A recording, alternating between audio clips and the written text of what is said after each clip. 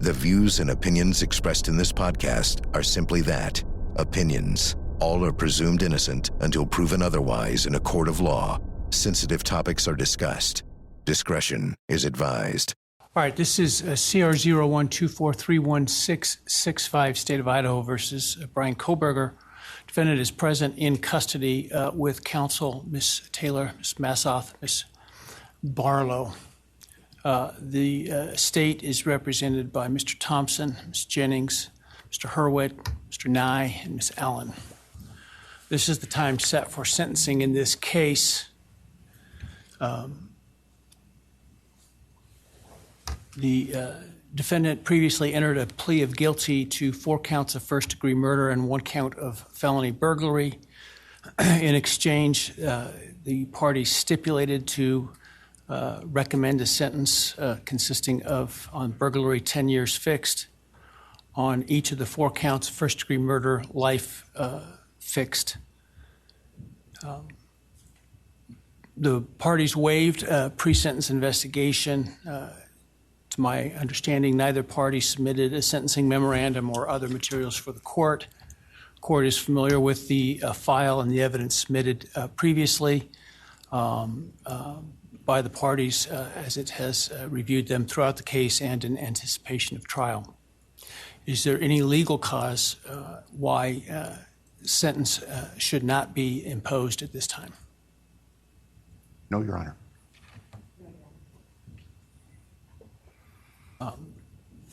Does the state, before impact statements and arguments, wish to present evidence today? Your Honor, the state does not intend to present evidence in a documentary sense. We have provided the court through the clerk with photographs that we would like to use during the course of our sentencing argument. Sure. All right. Thank you. But no testimony other than impact statements? That's correct, Your Honor. All right. So with that, let's start with then impact statements. Ms. Jennings will be introducing and my understanding, just so I'm clear, I indicated through the trial court administrator that we need to see if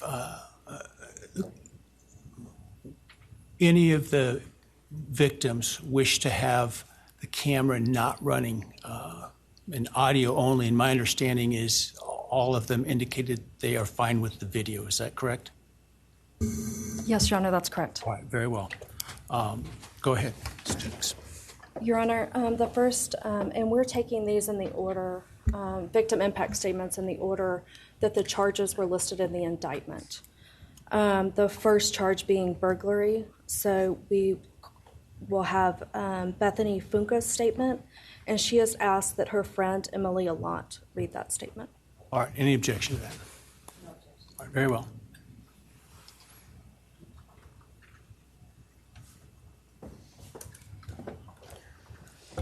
Thank you, Your Honor. I'll be speaking on behalf of Bethany, and so, yeah, here it reads.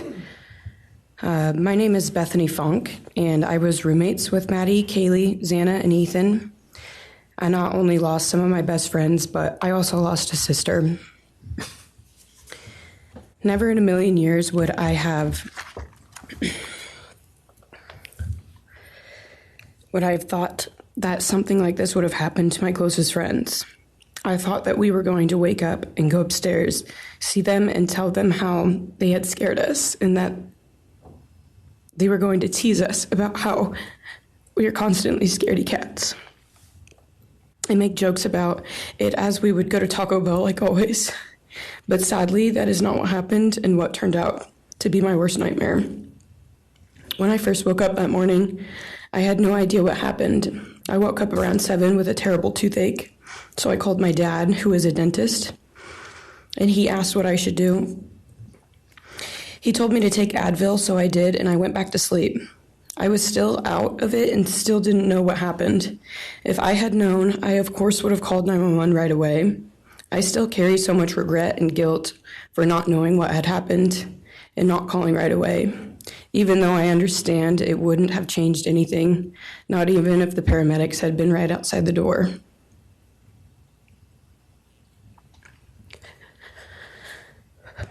I was so frantic that morning and scared to death, not knowing what had happened.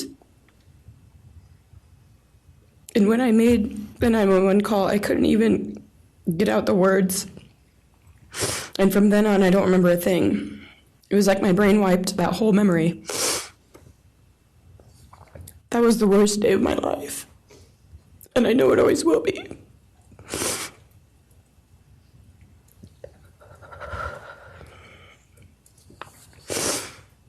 While I was still in shock, trying to process the fact that my friends were truly gone, I had been attacked by the public. I was grieving, numb, and unsure of what had happened was even real. And at the same time, I was getting flooded with death threats and hateful messages from people who did not know me at all or know the dynamic of our friendship. Social media made it so much worse, and strangers made up stories to entertain themselves. The media harassed not just me, but also my family. People showed up at our house.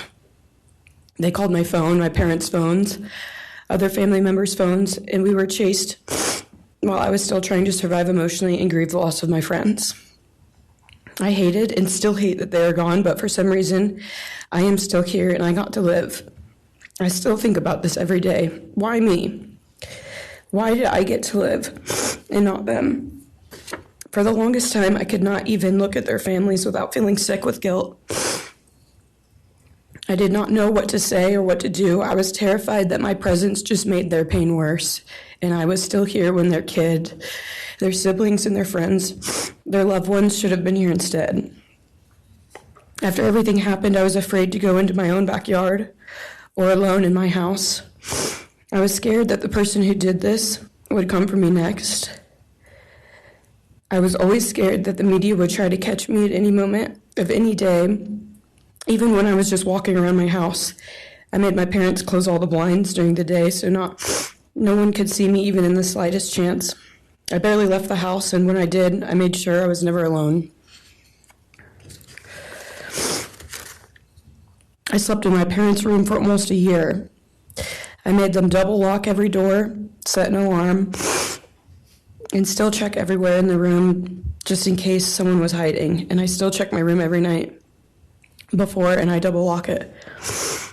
I have not slept through a single night since this happened. I constantly wake up in panics, terrified.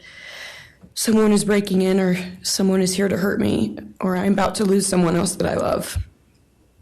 The fear never really leaves. For a long time, I could barely get out of bed, but one day I realized I have to live for them.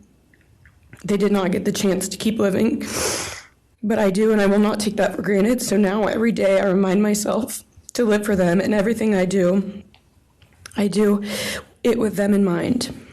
I am still scared to go out in public, but I force myself to do things because I know that they would want me to keep living my life to the fullest. I am beyond blessed to still be here, and I refuse to take that for granted when they did not get a chance. Our house was not just a house, it was a home. It was where we laughed till we couldn't breathe, make meals, did crafts, binge watch reality shows, played games, and spent lazy days on the couch. It was movie nights, wine nights, morning debriefs, pranks, hot chocolate, cookies, and warmth. I would cherish those memories forever, and I will not let what happened erase how special our home was or how much those memories meant to me. Now I would like to share some bits and pieces of who they were as people and some of the memories that we shared. One of my favorite memories was Halloween, and we all went to Sigma Chi. But instead of partying, we just sat in an apartment, talking and laughing all night long. I do not think I've ever laughed that hard in my life. We did not care about the party, we were just happy to be with each other. Xana was 1 in a million. She was the life of the party.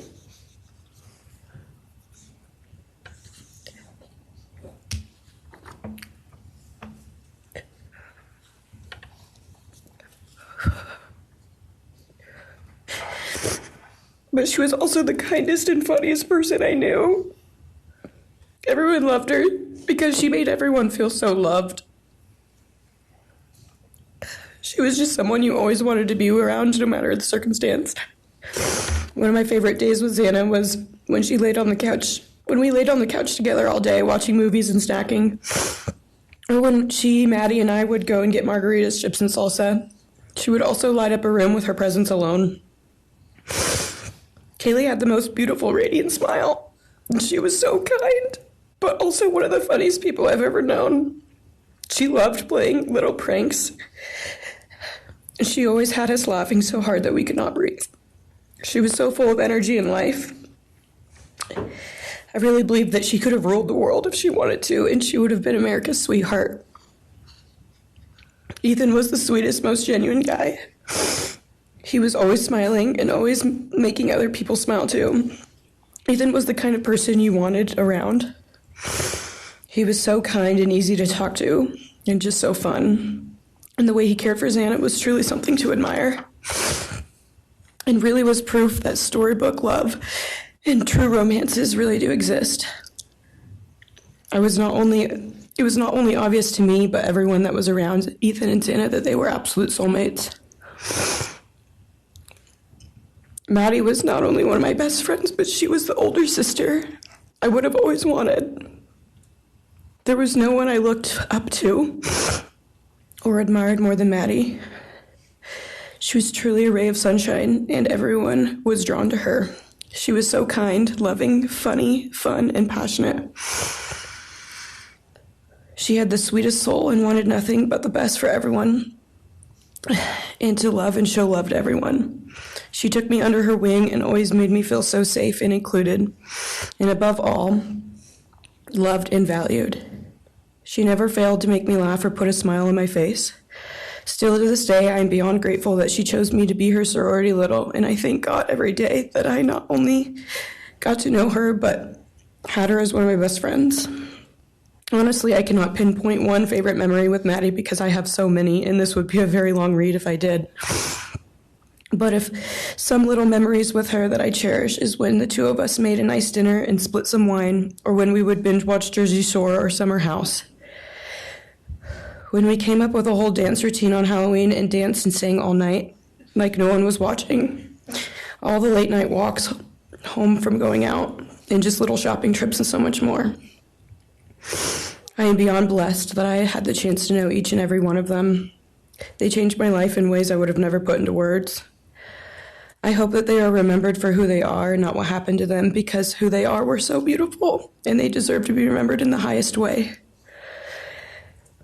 My heart breaks every time I go to text one of them or how badly I wish I could see and hang out with them. And then I remember I cannot. I will never be able to again. But I still talk to them in my prayers every single night, and I always will. I wish more than anything I could hug them one last time. And I wish I could tell them how much I love them. And even though I cannot, I still tell them every night. I will keep living for them as long as I am lucky enough to still be here. And they were all truly one of a kind, and they will be in our hearts forever and always.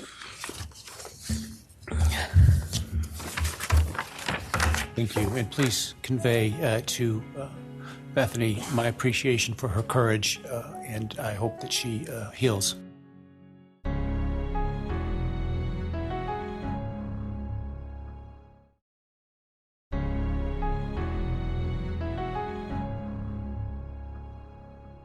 Next is Dylan Mortensen. We're asking for some accommodations for Ms. Mortensen and that she be allowed to sit in my seat. Sure.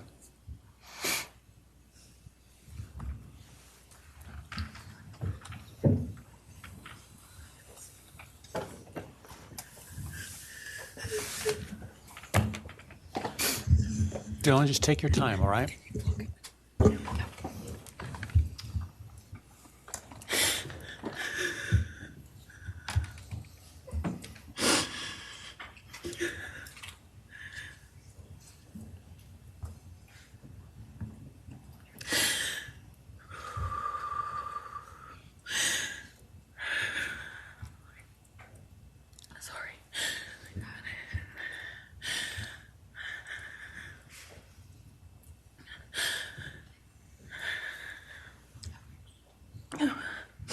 Thank you, Your Honor.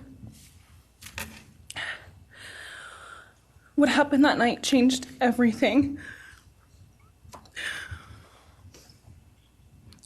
Because of him, for a beautiful,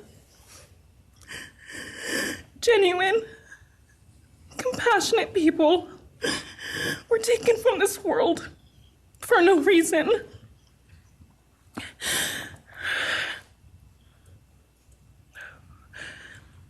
He didn't just take their lives. He took the light they carried into every room.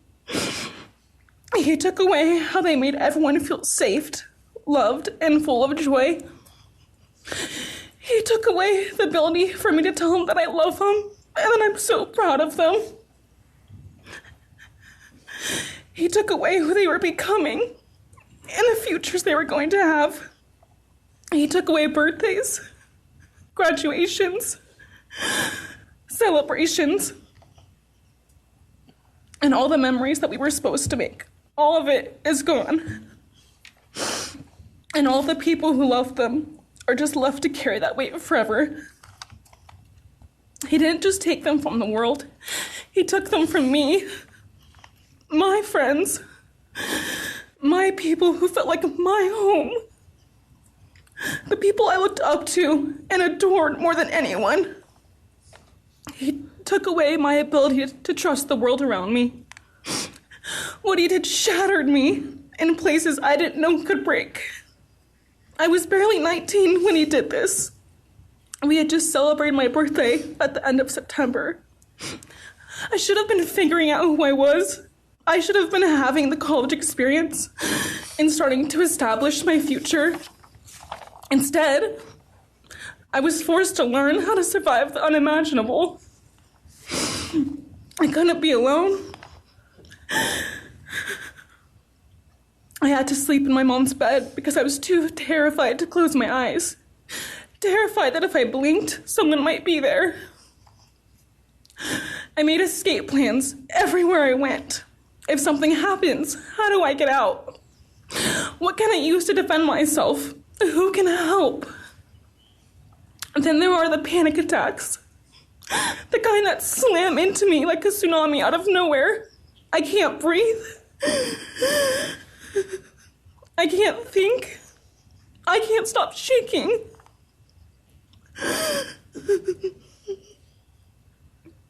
All I can do is scream because the emotional pain and the grief is too much to handle. My chest feels like it's caving in. Sometimes I drop to the floor with my heart racing, convinced something is very wrong. It's far beyond anxiety. It's my body reliving everything over and over again. My nervous system never got the message that it is over, and it won't let me forget what he did to them. People call me strong. They say I'm a survivor, but they don't see what my new reality looks like. They don't see the panic attacks, the hypervigilance, the exhaustion, the way I scan every room I enter, the way I flinch at sudden sounds. They don't know how heavy it is to carry so much pain and still be expected to keep going, and that's because of him. He stole parts of me I may never get back. He took the version of me who didn't constantly ask, what if it happens again? What if next time I don't survive?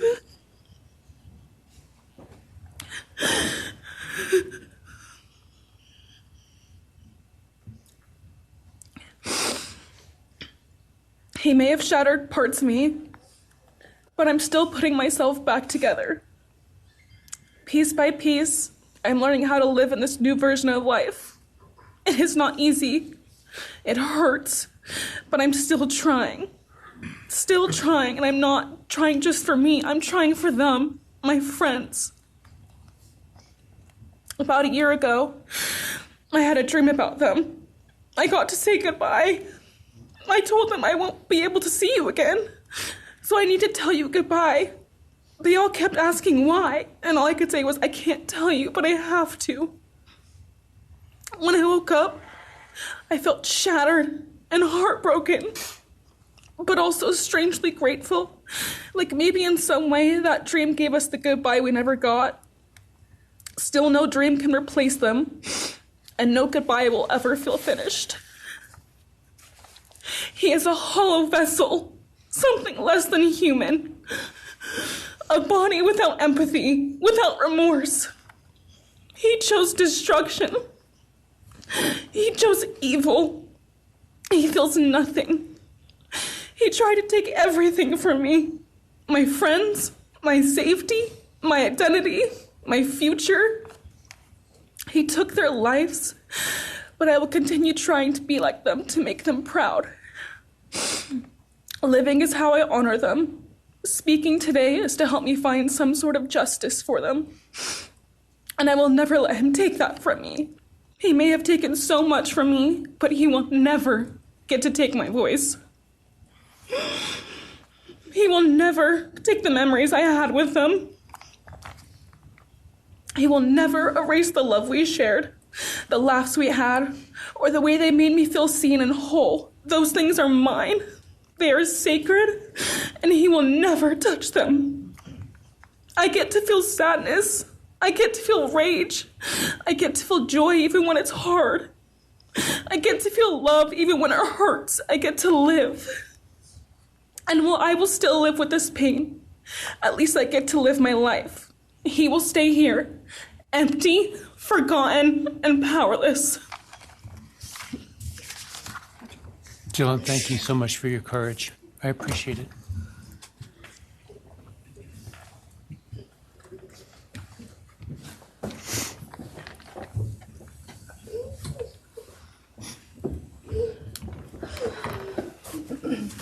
Next, we have members from the Madison Mogen family. First would be Scott Laramie, Madison Mogen's stepfather.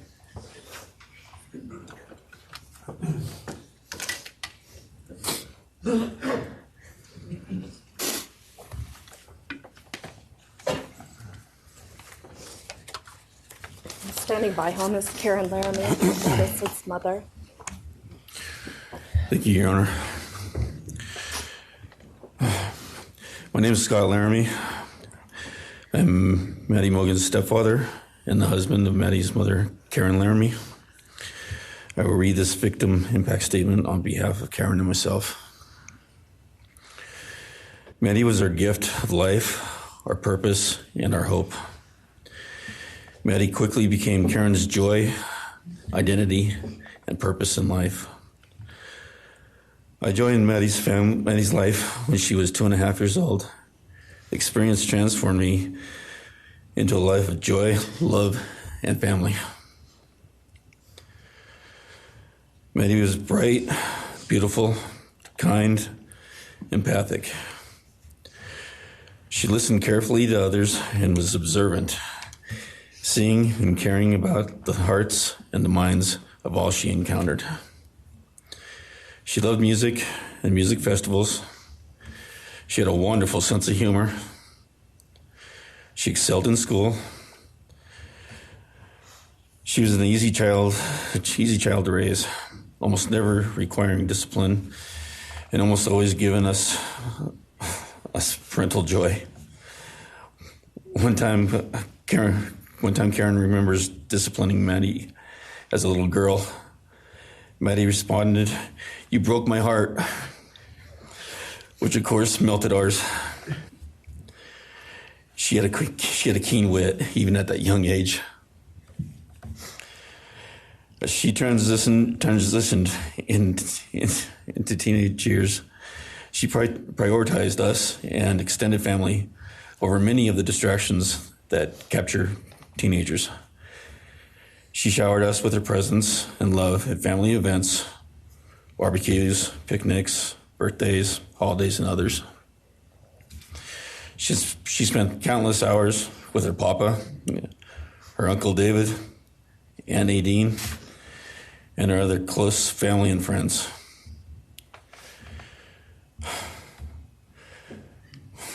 This world was a better place with her in it.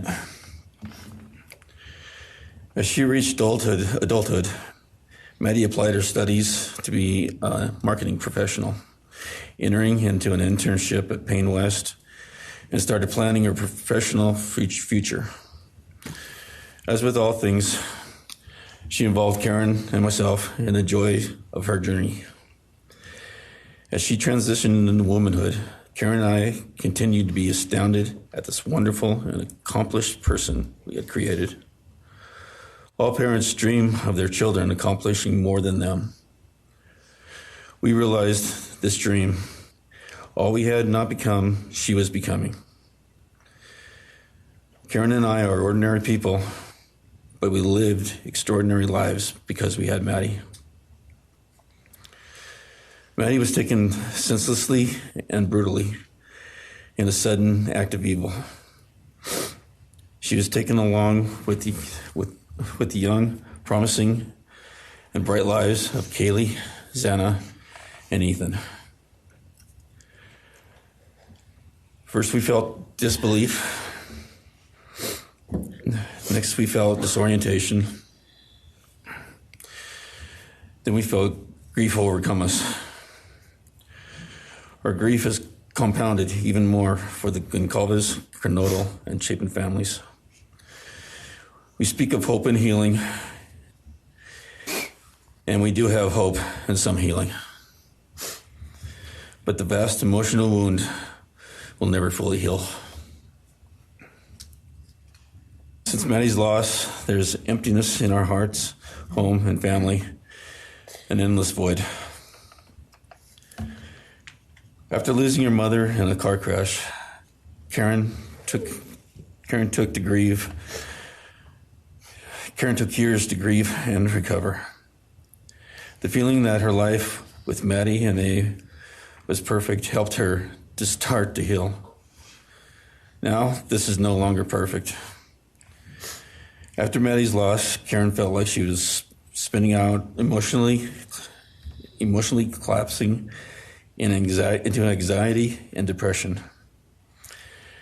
She sometimes asks, how am I supposed to go on when I've lost my favorite person in the world? I felt the same, and we continue to struggle. The loss of Maddie has impacted so many beyond our family. Her second family is her sorority sisters who grieve alongside us. She has so many close friends who suffer from her loss. We will continue to be. Her loss will continue to be felt by the Vandal community, including Vandal Solutions on campus, where she volunteered her time for others.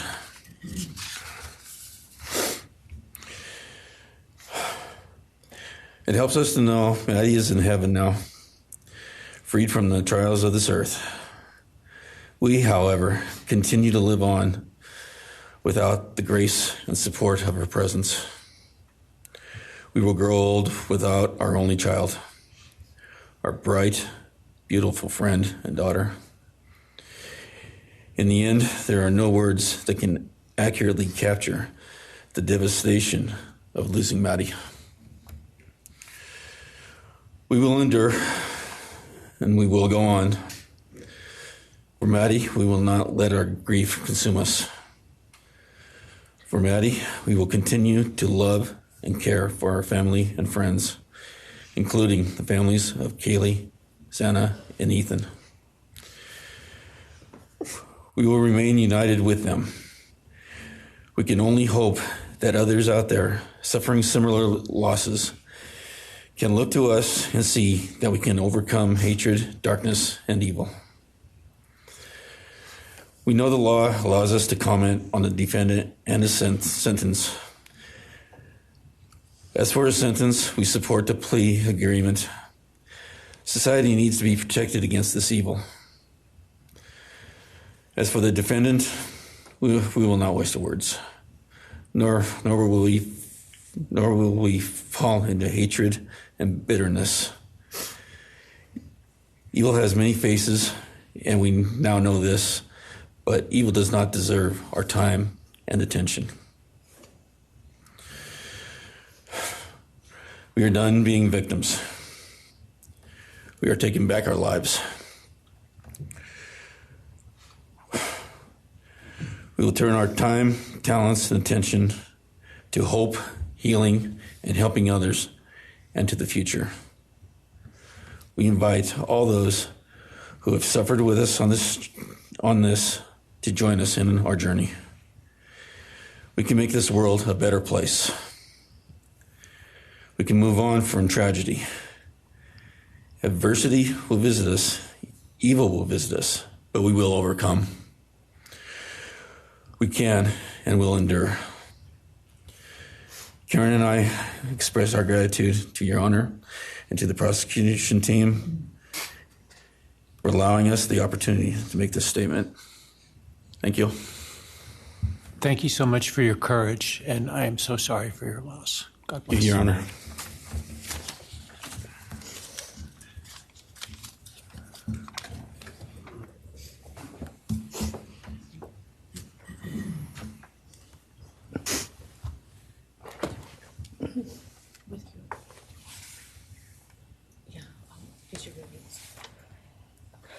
Your Honor, this is Leander James. He's the attorney for the Mogan family and victim advocate. He'll be reading a statement for Karen Laramie. May it please the court, counsel. My name is Leander James. I am the pro bono counsel for Karen and Scott Laramie. Karen has asked me to read this statement into the record. I thank my husband, Scott, for his statement, his courage, and his unending love and support during this dark time. While words are inadequate to capture the impact of this horrific crime on our family, he expressed it as best anyone could. For Maddie's sake, I will add my supplement statement that incorporates additional impact in the context of my extended family. I am grateful to Maddie's great uncle, Brian Caulfield, for assisting me with the difficult task of putting our pain into words. For me and my extended family, Maddie was our hope and our light. Her beauty, both outside and in, shone its light upon everyone with whom she came in contact. Her beauty, she carried that hope and light into the future for our entire family. We have memories of our Maddie and grief and pain at her being taken from our presence. Any one of us would have given our own light to have been outshone by hers. We now look to our Creator to know that her light continues where we look to see her in His presence. Those who commit evil for their own twisted gains and purposes truly defile the efforts and sacrifices of mothers, fathers, families, teachers, clergy, public servants, service members, and all those who commit themselves to the greater good, freedoms, and the future light of our nation. Condemnation falls heavily upon those who squandered the lives of our future hopes and dreams. Some may offer forgiveness for what the defendant has done. However, we cannot at this time, or perhaps ever, nor will we ask for mercy for what he has done. His acts are too heinous, the agony and grief he has caused too great. But we will waste no further words or thoughts on him. For Maddie's sake, we will move on. We will do our best to carry Maddie's light into this world and make it a better place. I thank the court and the prosecution for allowing me the opportunity to make my statement, and I thank all those who have and will support my family and the families of Kaylee, Xana, and Ethan. Thank you. Thank you. Thank you, Mrs. Laramie. Appreciate it.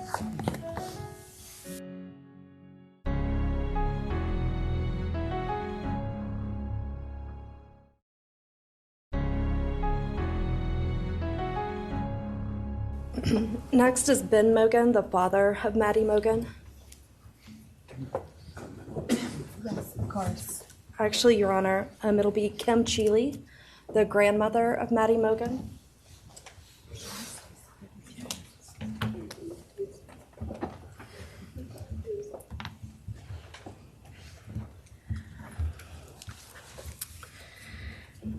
My name is Kim Chile. I was Maddie Mogen's paternal grandmother, as Ben Mogen, her father, is my son.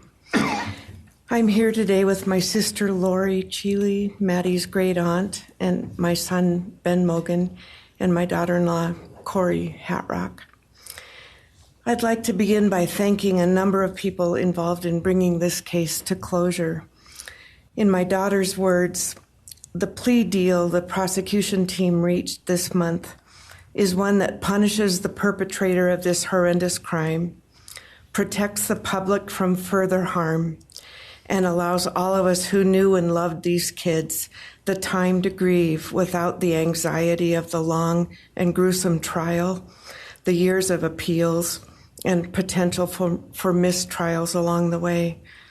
My family and I are so grateful to Bill Thompson and his prosecution team for their dedication and painstaking work that forced the perpetrator to admit his guilt.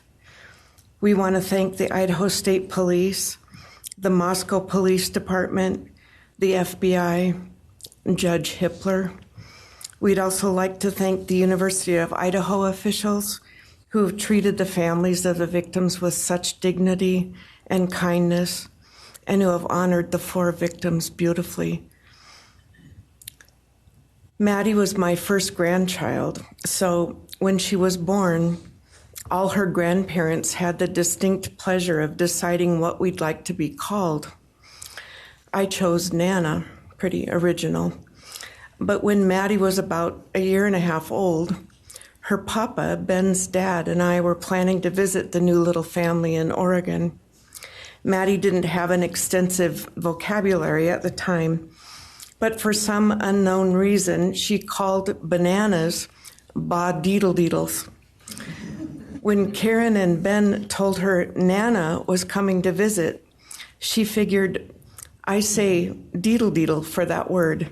So I became deedle-deedle, shortened to Deedle when she was about 6 or 7, and I was Deedle all her life.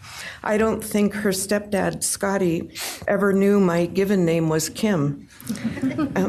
Maddie's and my birthdays were one day apart, and a couple years before she was killed, she gave me this necklace with Deedle and Maddie engraved on it, and I added an angel wing, and it's one of my treasured possessions.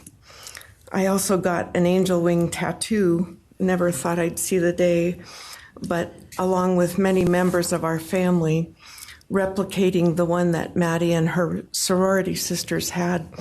I wanted mine where I could see and touch it often. From preschool through grade school, I stopped teaching piano lessons early on Wednesdays and picked Maddie up for bubble baths, brownies, and books. It was our special time together. And she went home those nights in her jammies with a pan of warm brownies for her family.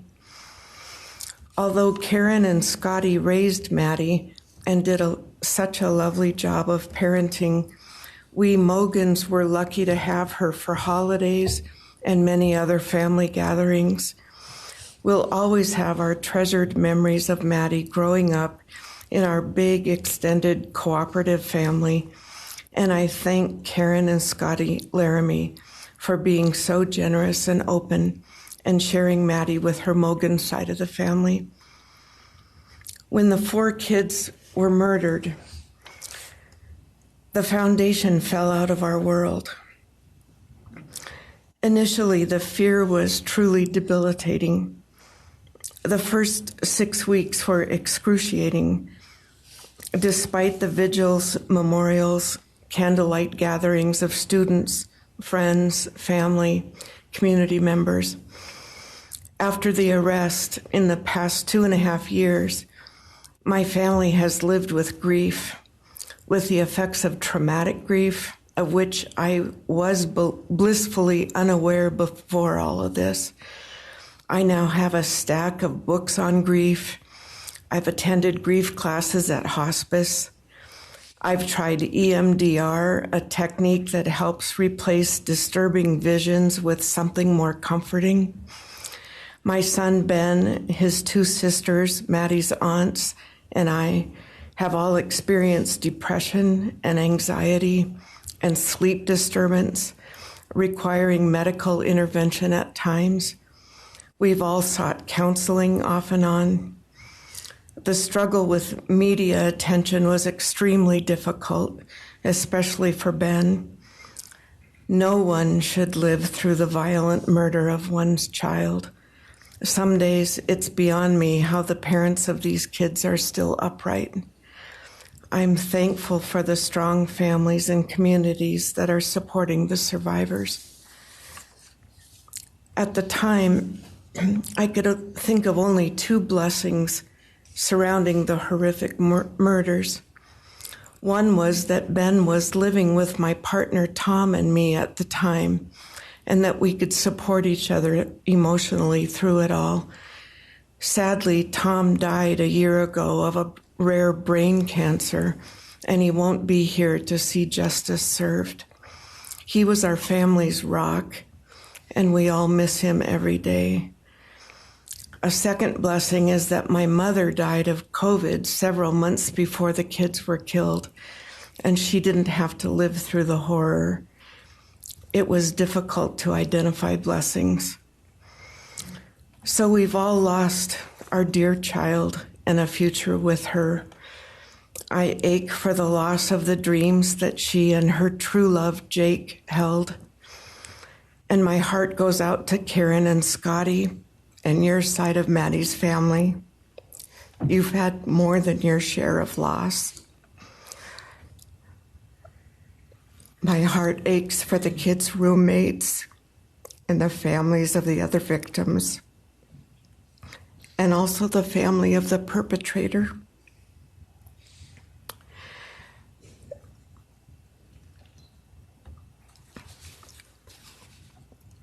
Going forward, we Mogans are choosing to put our energy and focus into honoring Maddie's too short life and sweet spirit by celebrating Maddie May Day, which my two daughters established.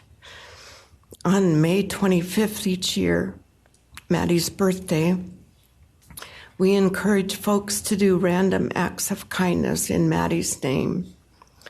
In my daughter Katie's words, may we all protect our peace in whatever way possible, unite in community, and focus on joy. Please do an act in kindness in Maddie's honor during this week, so a glimmer of Maddie's light may live on. Thank you. Thank you, and I appreciate your courage, and bless you and your family. Thank you.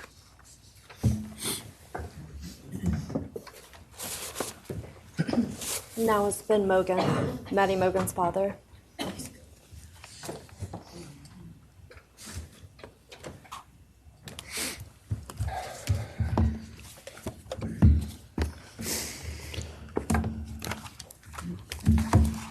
I'm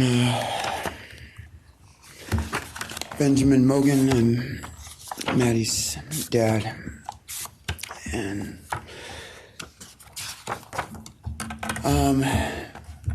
first I just want to say thanks to all the people that helped bring this all to a close. I know it's not the resolution that everyone, wanted, but I think that that everyone worked so hard, and we really appreciate all their efforts. It was such a hard thing to go through for everybody.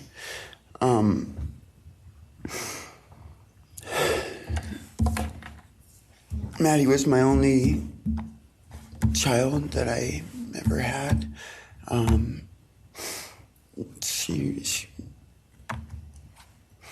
She's the only great thing I ever really did, and the only thing I was really ever proud of. And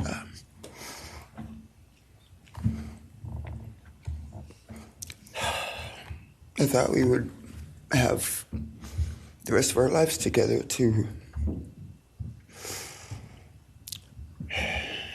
be together and to know each other, and I really I took for granted.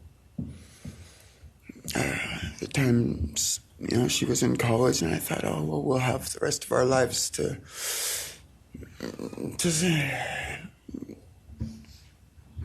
do all the stuff that we're supposed to do, and she was just about done. She actually earned all of her credits for her college degree, and Karen and Scotty and I got to go and get her diploma that she actually earned, and she deserved every bit of that. And but I thought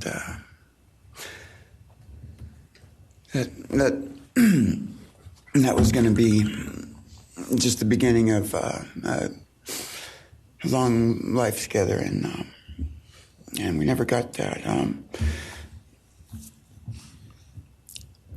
Karen and Scotty did such a great job raising her after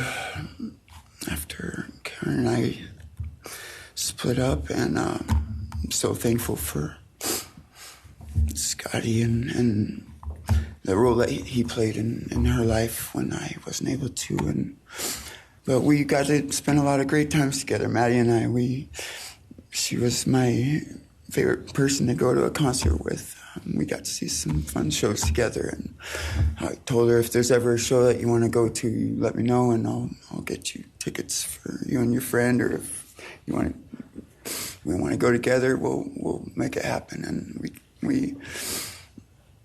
my favorite memory with her was when the Mac Miller show sold out here in Spokane, and everyone wanted tickets, no one could get them, and on the last day before the show, they did a radio thing, and I got 4 meet and greet tickets for Maddie and her friends and me to go and see the show, and that was her favorite artist at the time, was Mac Miller, and he's gone now too, and my little cousin Zach drove us all there that night, and he's gone too, tragically, and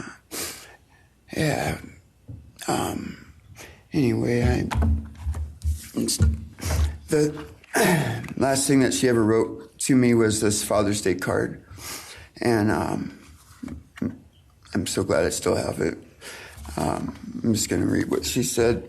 It says, "Happy Father's Day. I hope you have the best day. I can't wait till we can hang out again soon. I'll be in Coeur d'Alene, 624 to 74. Hopefully we can find a time then. I loved your birthday card that you sent me, by the way. Maybe we can see a concert sometime soon. I'd love to see the gorge when it's not so smoky out. I hope you're doing well. I'm proud of how far you've come. Thank you for always encouraging me to do my best. Love you lots and lots. Love, Maddie May." She did encourage me to not just to do my best, but to live on. I went through a lot of issues with addiction and with substance abuse, and when I wasn't wanting to live anymore, she was what would keep me from just not caring anymore, and knowing that she was out there and that she was just such a beautiful person kept me alive a lot of rough moments, and I'm so glad that she was able to meet Jake. He was the only one that actually ever got to take her to the gorge. They went and saw Watershed together, and they had a heck of a time. I'm just glad she got to. That's a really special place for me, and she always wanted to work out there with me in the summer sometime. She never got to, but at least she got to see it once with Jake. He was such a great guy. He is such a great guy. And I really wanted to see what a future with them would have looked like. I'll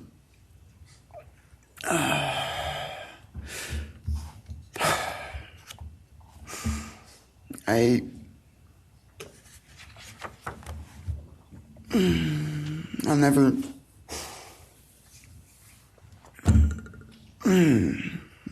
be able to replace her.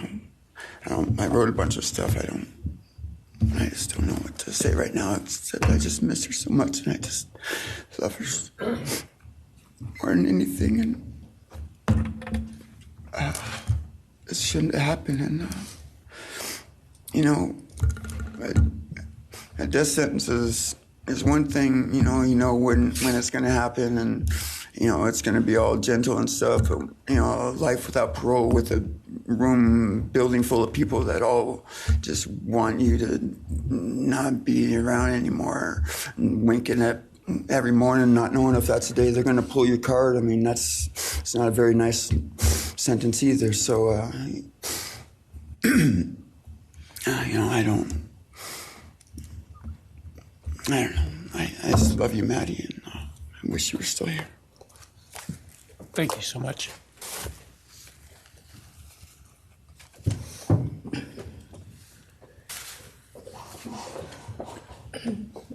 Your Honor, next would be members from the Kaylee Goncalves family. First will be her father, Steve Gonzalez.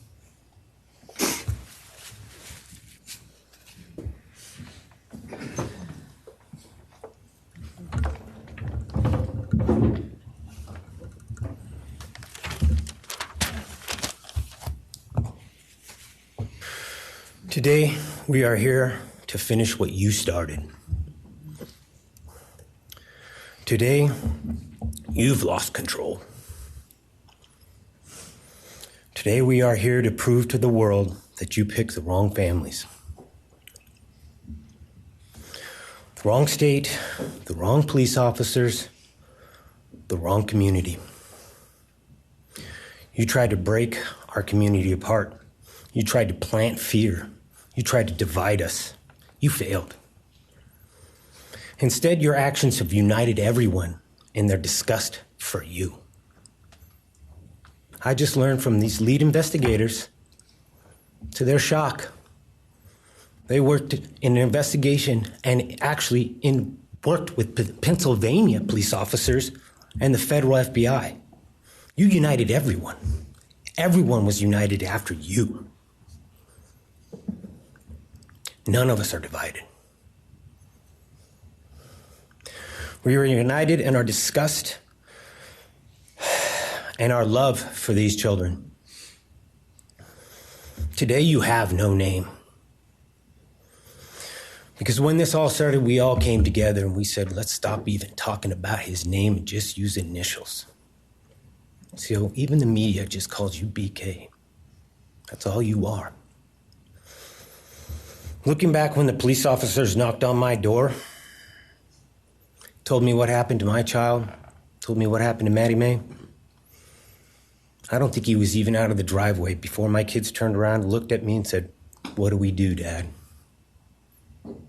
I told them, you get to work. You get your ass to work. And we started calling, we started texting, we started emailing. And you know what? Within hours, we had your white car on the camera.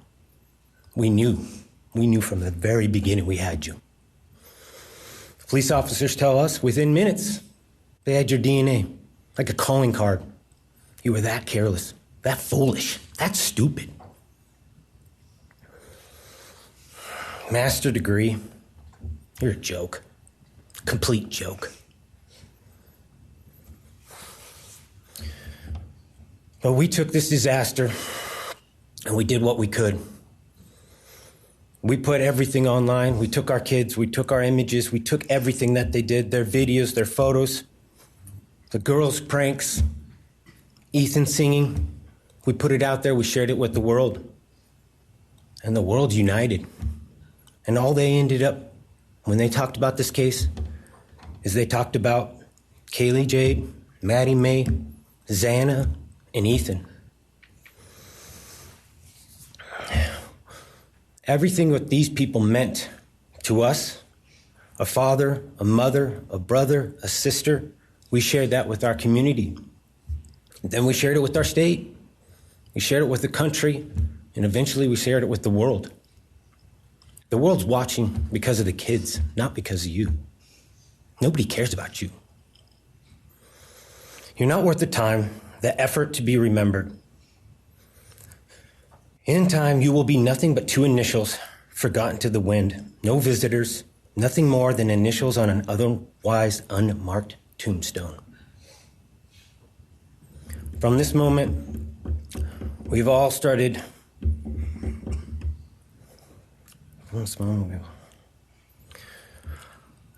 this moment, we will forget you. We want to all leave in closing. One last thing. You picked the wrong family, and we're laughing at you on your trip to the pen. That will be today or tomorrow. I'll close with, God bless all the men and women that worked on this case and all the hard work that you guys did. You guys allowed us to grieve and allowed us to get through this. The amount of work that you guys put together and the way that you guys put it together was beautiful. There was hard times to be expected. But thank you all. God bless. Thank you.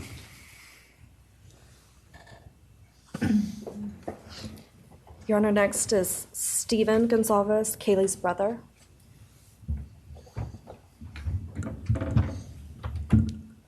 Stephen's actually going to pass. I'm going to go. Okay. Olivia Gonzalez, Kaylee's sister. Hello. I'd like to start by thanking the court for allowing me the time and opportunity to speak today. My name is Olivia, and I am the big sister of Kaylee Goncalves, and I was blessed to love Madison Mogen as a sister too. I'm not here today to speak in grief. I'm here to speak in truth. Because the truth is, my sister Kaylee and her best friend Maddie were not yours to take.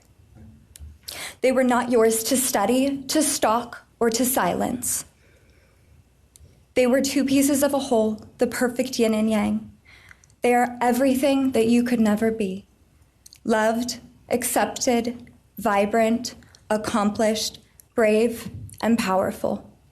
Because the truth about Kaylee and Maddie is they would have been kind to you. If you had approached them in their everyday lives, they would have given you directions, thanked you for the compliment, or awkwardly giggled to make your own words less uncomfortable for you. In a world that rejected you, they would have shown mercy. Because the truth is, I'm angry. Every day I'm angry. I'm left shouting at the inside of my own head everything I wish I could say to you. The truth about me is when I heard the news, I didn't cry. I listened for them. I promised them I would, that I would fight for them, that I would show up no matter what it cost me. I swore I'd never let them feel alone. Because you see, I've always been their heavyweight. I've always been the one to fight the battles they didn't feel ready to fight themselves. All it ever took was a call, and they knew I would handle it for them, no matter the time, no matter the cost. They could wave their white flag because they knew I would never back down, not for them, and not even death could change that. Somewhere along the line, I started to think about what I would say to them if I was given just one last chance. If I could gather enough heartbreak or love or sacrifice or whatever it took to get just one message across, what would I say? Throughout this entire process, I've written my feelings down at every moment, my wishes, my love, my denial, my anger. And as one final act of love, I'd planned to read these thoughts, even jarring and discombobulating and not even making sense. Because for me, that was true love. As bare and as naked as it could be, not laced in pretty words or dressed for the occasion, but written through bleary eyes at 2 a.m. with clenched fists, angry at this reality. My true final act of love was to continue on without them, for them. That dream to read aloud my love to them, to bring meaning through pain, was the latest blow in realizing you don't deserve it. And Kaylee and Maddie don't need it. Kaylee and Maddie have always known my love, and they would never ask me to prove it by further victimizing myself to a defendant who has shown no guilt, no remorse, no apprehension. They would say to me, "Why would you give the satisfaction of showing vulnerability now? You promised you would never back down." And for that clarity, I'm thankful. I won't stand here and give you what you want. I won't offer you tears. I won't offer you trembling. Disappointments like you thrive on pain, on fear, and on the illusion of power. And I won't feed your beast. Instead, I will call you what you are: sociopath, psychopath, murderer. I will ask the questions that reverberate violently in my own head, so loudly that I can't think straight most any day. Some of these might be familiar, so sit up straight when I talk to you. How was your life right before you murdered my sisters? Did you prepare for the crime before leaving your apartment? Please detail what you were thinking and feeling at this time. Why did you choose my sisters? Before making your move, did you approach my sisters? Detail what you were thinking and feeling. Before leaving their home, is there anything else you did? How does it feel to know the only thing you failed more miserably at than being a murderer is trying to be a rapper? Did you recently start shaving or manually pulling out your eyebrows? Why November 13th? Did you truly think your Amazon purchase was untraceable because you used a gift card? How do you find it enjoyable to stargaze with such a severe case of visual snow? Where is the murder weapon, the clothes you wore that night?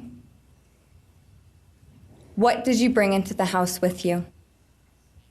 What was the second weapon you used on Kaylee? What were Kaylee's last words?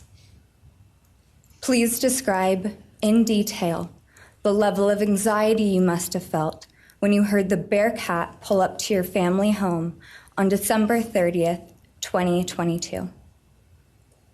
Which do you regret more? Returning to the crime scene 5 hours later, or never, ever going back to Moscow, not even once, after stalking them there for months? If you were really smart, do you think you'd be here right now? What's it like needing this much attention just to feel real? You're terrified of being ordinary, aren't you? Do you feel anything at all? Or are you exactly what you always feared? Nothing. If you're so powerful, then why are you still hiding, defendant? You see, I'm here today as me. But who are you? Let's try to take off your mask and see.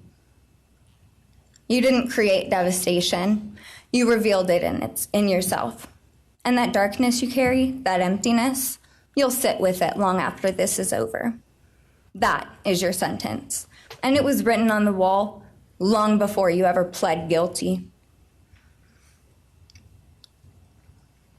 You didn't win. You just exposed yourself as the coward you are. You're a delusional, pathetic, hypochondriac loser who thought you were so much smarter than everybody else.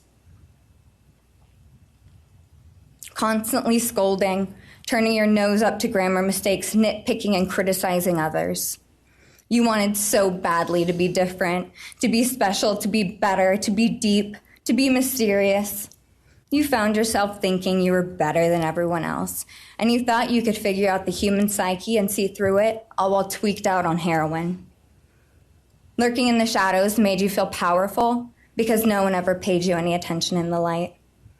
You thought you were exceptional, all because of a grade on a paper. You thought you were elite because your online IQ test from 2010 told you so. All of that effort just to seem important. It's desperate. There is a name for your condition, though. Your inflated ego just didn't allow you to see it. Wannabe. You act like no one could ever understand your mind, but the truth is you're basic. You're a textbook case of insecurity disguised as control.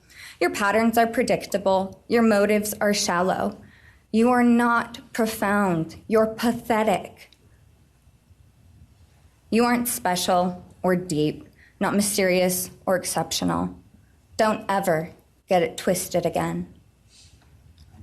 No one is scared of you today. No one is intimidated by you. No one is impressed by you. No one thinks that you are important. You orchestrated this like you thought you were God. Now look at you, begging a courtroom for scraps. You spent months preparing, and still all it took was my sister in a sheath. You work so hard to seem dangerous, but real control doesn't have to prove itself. The truth is, the scariest part about you is how painfully average you turned out to be. The truth is, you're as dumb as they come. Stupid, clumsy, slow, sloppy, weak, dirty. Let me be very clear. Don't ever try to convince yourself you mattered just because someone finally said your name out loud. I see through you. You want the truth? Here's the one you'll hate the most. If you hadn't attacked them in their sleep, in the middle of the night, like a pedophile, Kaylee would have kicked your ass. Thank you. Thank you.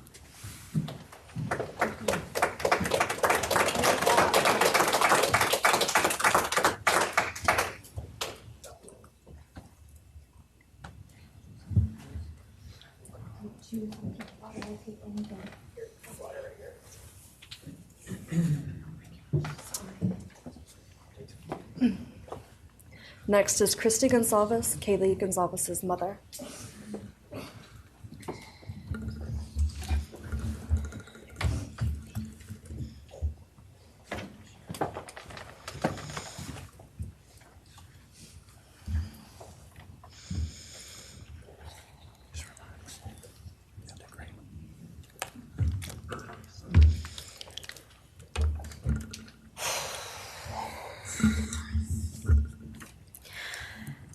Thank you, Your Honor. I never imagined having to speak to someone so devoid of humanity. For a long time, I didn't think I'd find the words low enough to meet you where you are. But now I realize this isn't about you. It's about what you've done to me, and I need you to hear it. When you murdered my daughter, Kaylee J. Gonzalez, you didn't just take her life, you shattered others. You attacked what you could never be, and in doing so, you left a trail of devastation far beyond that house. You stole my peace. You've altered my every waking moment, every sleepless night, the way I view the world, people, safety, trust. It's all been changed by your cruelty. I no longer recognize parts of myself. Joy is harder to find. Laughter feels foreign. The world moves forward, but I'm suspended in a place of sorrow and rage. You've taken from me something that can never be restored. The grief sits with me every day, some days quietly, and other days so loud it drowns out everything else.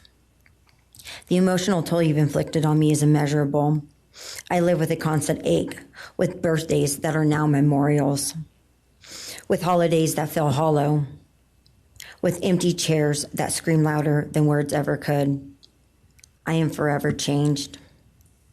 But for you, as a person working on a PhD in criminal justice, you really didn't think this one through. You're not that good. In fact, you're not that good at anything. You couldn't secure a job. You couldn't get along with others. You couldn't even get a female to look in your direction. All because you are pathetic. Now you're a joke in this courtroom. I wish I could crown you with a jester hat to complete your orange jumpsuit clown look. A dead killer doesn't kill again. So while I'm disappointed the firing squad won't get to take their shots at you, I'm confident that the men in prison will have their way with you in more ways than one. You will finally get what you wanted, physical touch. just probably not how you were expecting it. See, you haven't beat the system.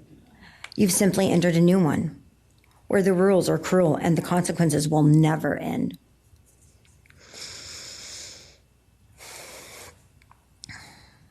You are entering a place where no one will care who you are and no one will ever respect you. You will be forgotten, discarded, used, and erased. You will always be remembered as a loser, an absolute failure.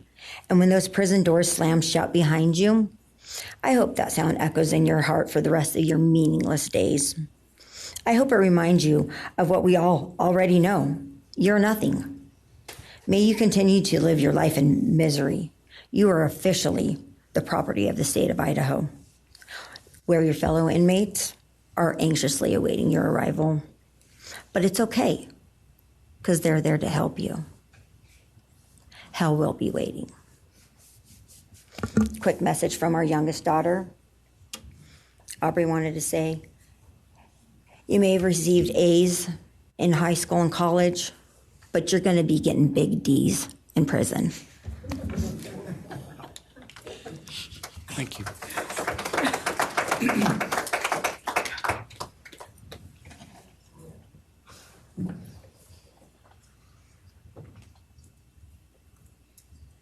Do we have more from the Gonzalez family, or are you?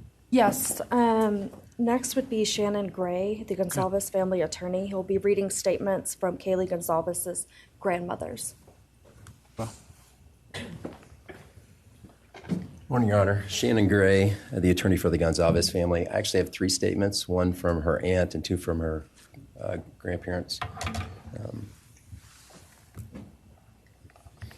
This is from her aunt, Tammy Butts. You, in the cloak of darkness, made a decision to turn our whole family's world upside down forever. You, in the cloak of darkness, took our Kaylee J. Goncalves away from us all without hesitation. Never have you shown any remorse or regret. We just get creepy, non-expressive stares as you have your team of women defend you. Kaylee was a strong, kind, fun-loving, caring person, and she will greatly be missed by all her family and friends for the rest of our lives. She had goals in life that you took from her and us. We lose on watching her enjoying her life, working hard and building the future she wanted. She was ready to start that after college life. You, in the cloak of darkness, took it all away. You left us without her future wedding, her future children that she would have added to our family. No more talking to her on the phone, going for a coffee, celebrating holidays. It's all gone. You, in the cloak of darkness, gave each and every one of Kaylee's family members their own lifetime sentence.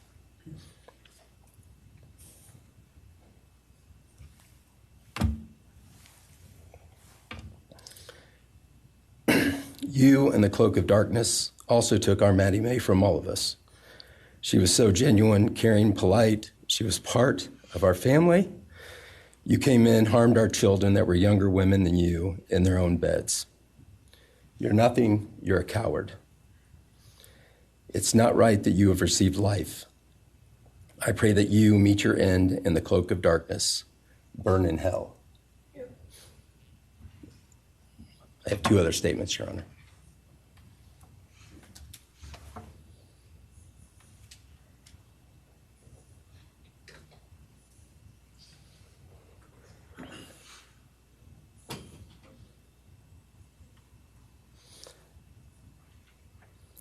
This is Linda Lucan's statement. This is Kaylee's grandmother.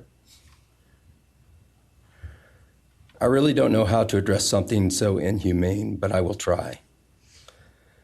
Nothing in the past 2.5 years has made any sense. All I get is you cowardly went into a home at night, filled with what I'm sure you thought was all sleeping girls, and went on a vicious killing spree for no other reason but to appease your demonic urges. You took my granddaughter Kaylee from us, plus 3 other beautiful lives. You took my granddaughter Kaylee, beautiful, sweet-souled, doll-faced Kaylee, who was getting ready to start her amazing life, who had such a bright future, who was loved by so many, who you were so envious of. She had a life you could never have. You are so beyond human. You're definitely a demon from hell. I truly wish your punishment would be the same death you inflicted on our kids. But I think you will meet some new friends in prison who will be there just to help you. Thumbs up.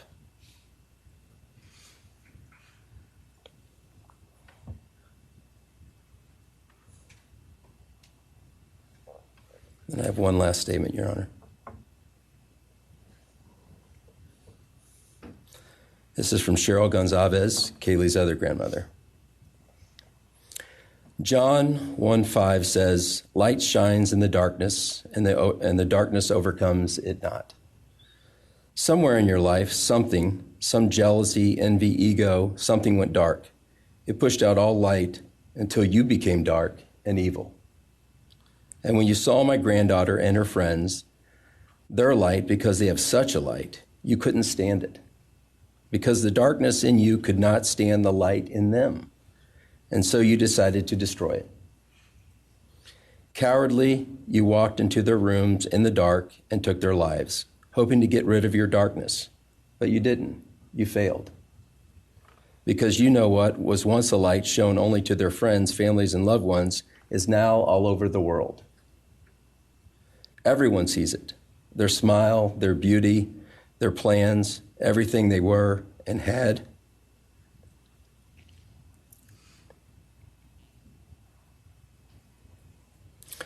And you think you put a close to it, even that, but you didn't. Because they still exist. They are still light. They are still beautiful. You can never take that away.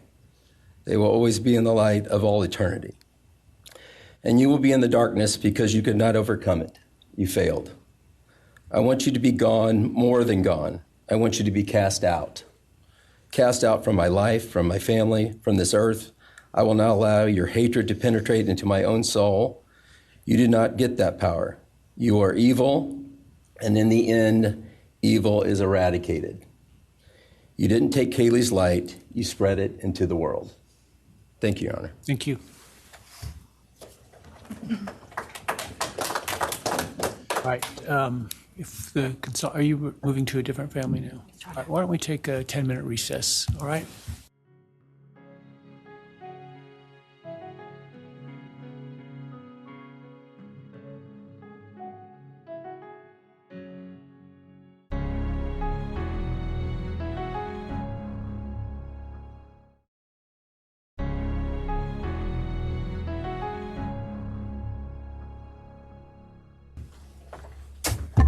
Be seated.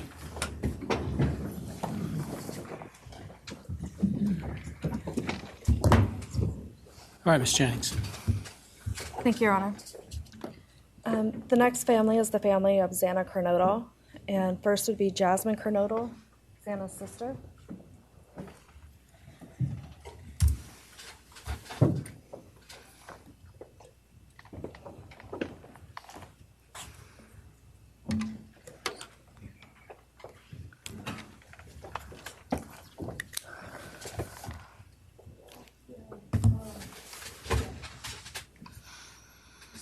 Thank you to everyone who's been involved in this and just for all the hard work and dedication you guys have put into this. I also want to thank everyone for the support and just my family and friends who've been around through this time. I went back and forth on whether to speak today because the truth is you don't deserve power over my feelings, my words, or me. Thank you. In the end, I realized this moment isn't about you. It's about justice for Xana, Ethan, Kaylee, and Maddie. It's about honoring the beautiful people they were and still are in God's eyes. On November 13th, 2022, a piece of my heart was ripped away. There's no way to ever fully describe the weight of losing my sister, my best friend. No sentence or punishment will ever come close to the justice Xana, Ethan, Kaylee, and Maddie deserve. Xana was everyone's best friend. She was kind, she was funny. She was a gift to each person she was able to make an impact on. Xana was someone I turned to when I needed direction or advice. Although I am her older sister, I often found myself looking up to her. She had a radiant energy that everyone loved, and she always knew the right way to approach a problem. She knew how precious and special life was, and she truly did live every day to the fullest. Yet her story was cut short by an act of evil. I believe in a God whose justice is not bound by this courtroom. I find peace knowing that judgment ultimately belongs to him. For your sake, I hope one day you feel the full weight of what you did. I hope you take accountability. I hope you truly experience the guilt and you surrender yourself to Jesus Christ. Because no punishment on this earth can ever compare to the isolation and pain of eternal separation from God. Xana deserved more. They all did. But I come here to say this. I am strong. I am brave. I'm a fighter, just like Xana. And you don't get to control how I move forward or what I believe. I walk with the comfort of knowing I will see my sister again. Xana didn't get the future she deserved. She won't be the maid of honor at my wedding, the cool aunt to my future children. I'll never hear her laugh or see her light up a room ever again. But I will carry her with me for the rest of my life. I will live in her honor, fight to be the best kind of woman and someone she's proud of, to make sure the world never forgets who she was. Xana's story doesn't end with what was taken from her. It lives through the love she gave, the people she touched, and the legacy our family will protect. Her light still shines, and her voice will echo louder than this pain. You didn't take that from us, and you never will. Thank you.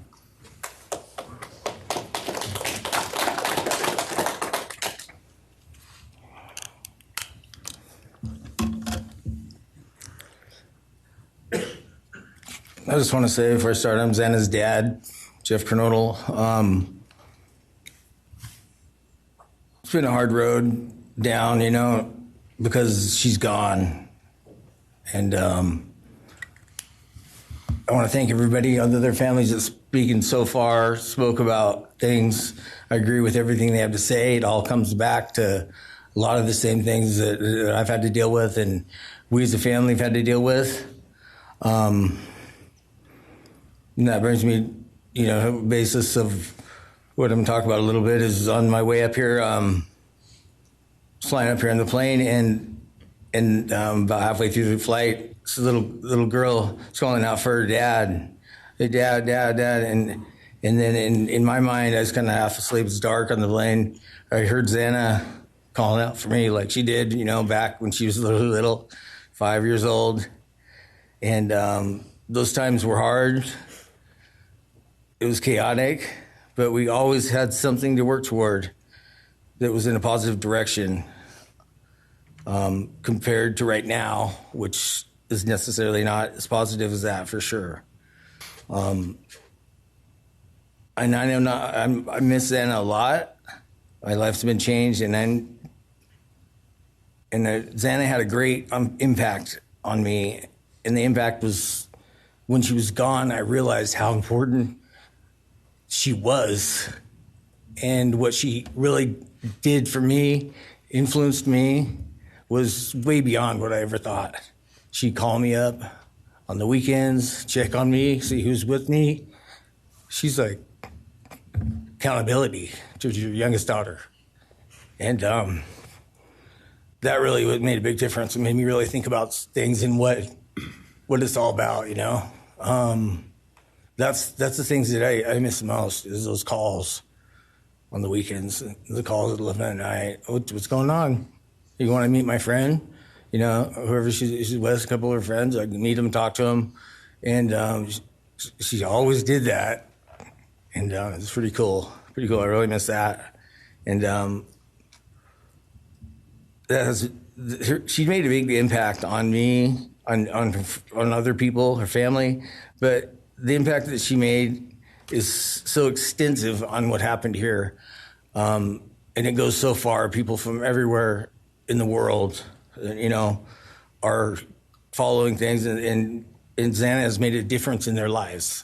So, countless people told me that. They might not even know her. They never knew anything about her. It's what they see, and they just love her and say how they wish that she could have been their friend.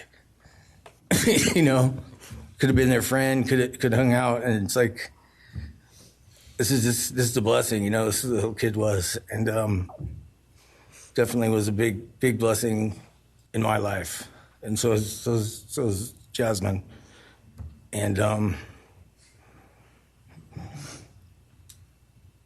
basically, we worked hard to do the things we did, through the times they were growing up, and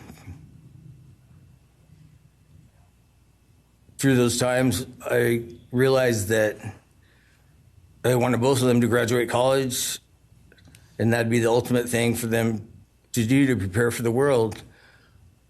Then it came back to me, Xana didn't get to finish college. He had it all figured out.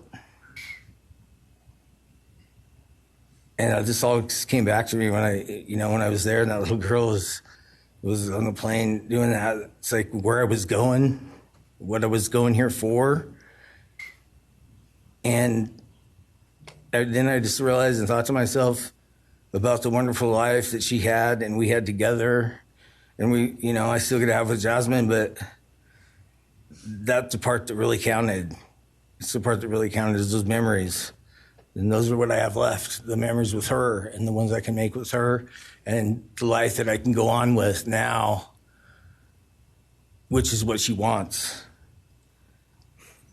And I say that in present tense because that's what she wants, because I've been told that, I've been countless ways that she's out there and has a way to communicate, which I'm very grateful for.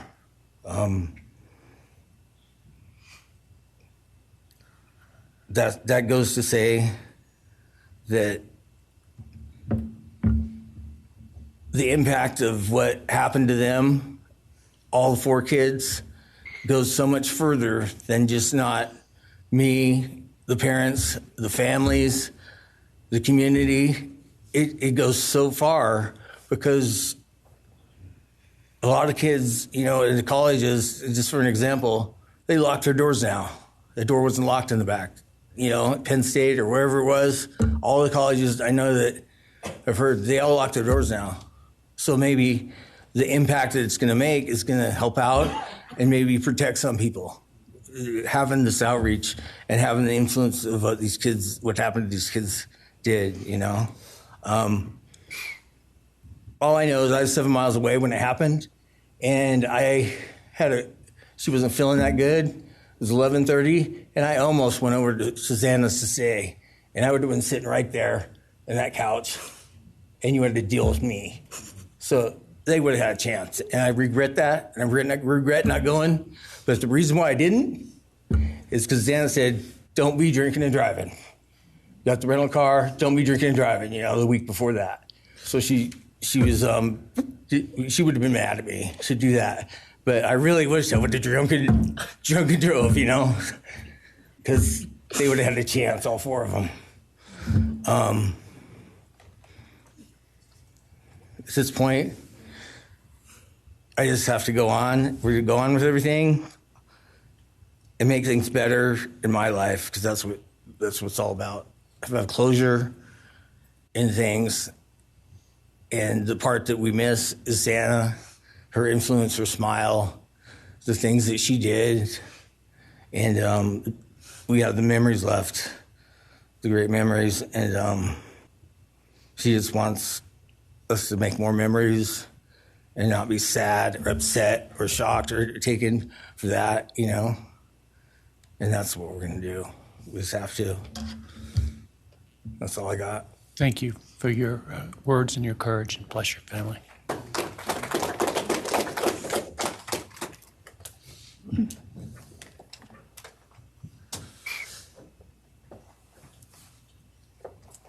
Next, Kim Kernodle would like to address the court.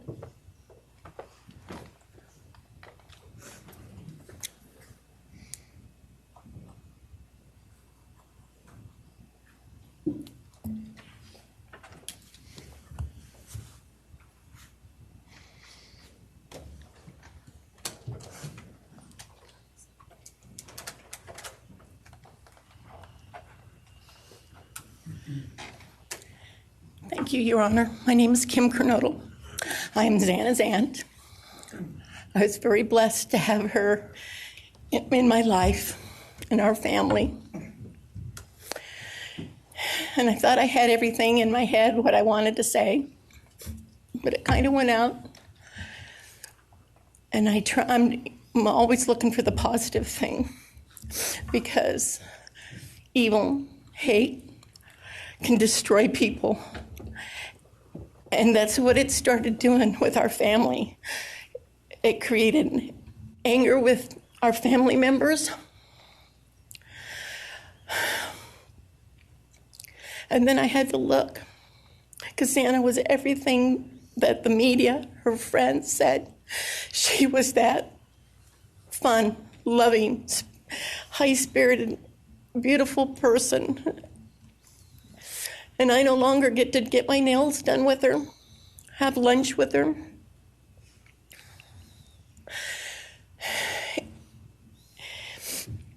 Sorry. But how I look at it now is this tragedy, this horrible tragedy on all of the 4 children, has brought us closer. You united us with your actions. We're united now, and we're stronger than ever. We have family and friends now that we never knew we had.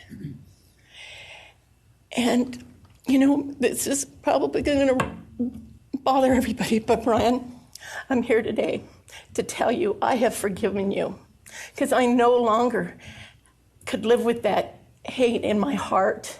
And for me to become a better person, I have forgiven you. And anytime you want to talk and tell me what happened, get my number. I'm here, no judgment, because I do have answers or questions that I want you to answer. And I'm here. I'll be that one that'll listen to you, okay? Thank you, Your Honor. Thank you very much. My name is Xana Kernodle, and I'm Xana's uncle, Jeff's brother. Sitting here today listening to the stories and feelings and feeling the pain from everybody is a pretty powerful thing. It's each time a statement was read, it sort of would tug into my center core as I felt everybody's anguish. And Xana meant a lot to us, and we loved her very much. But I started thinking about, instead of rehashing everything that everybody else has talked about, I wanted to direct it another direction toward Brian and what he's done to his family, his parents, his siblings, his friends, his universe. He has contaminated, tainted their family name, and pretty much made a horrible, miserable thing to be ever related to him. And I know that that's what he has to live with, and that has to be his pain. And that's all I have to say. Thank you.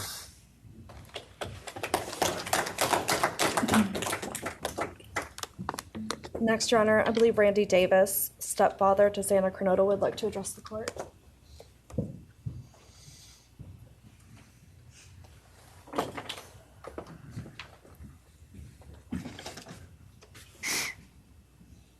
Hi, my name's Randy, stepdad of Xana. I just feel the same way we all do. All of us are united because of something that happened, and I am grateful to know and have met some new family because of this awful event. but this is probably the last time we're all going to be in the same room together. Let's be real. So I can say, I love you all, and I feel your pain. And just God bless us all, you know? Just get through it. I had stuff wrote up. It was probably best I didn't read it out. Probably get kicked out of here, so... you know, I'll share one thing to you guys, not to you, with Xana. So I was working in North Dakota and came home, and Jazzy and Xana had taken our son Elijah and put him in a dress, makeup, and it was awful, you know. I was like, I don't know. She was funny. I told her she'd be in the movies and be somebody great one day like that. And now she is just above us as an angel with all the other beautiful kids. So let's hold that to our hearts, because this evil thing is not going to take nothing from us. You, man, I don't know what my limits are here, but I'm really struggling, dude. I am struggling, so I want to just be out in the woods with you, just so I can teach you about loss and pain.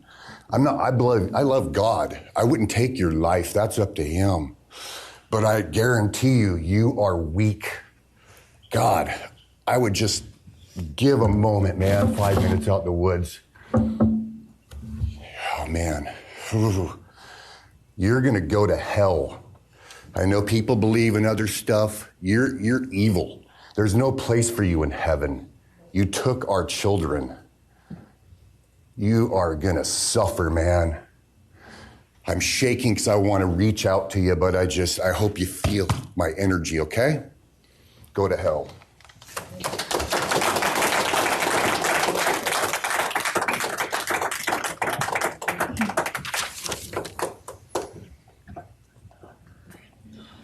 Next is Kara Northington, Xana's mother.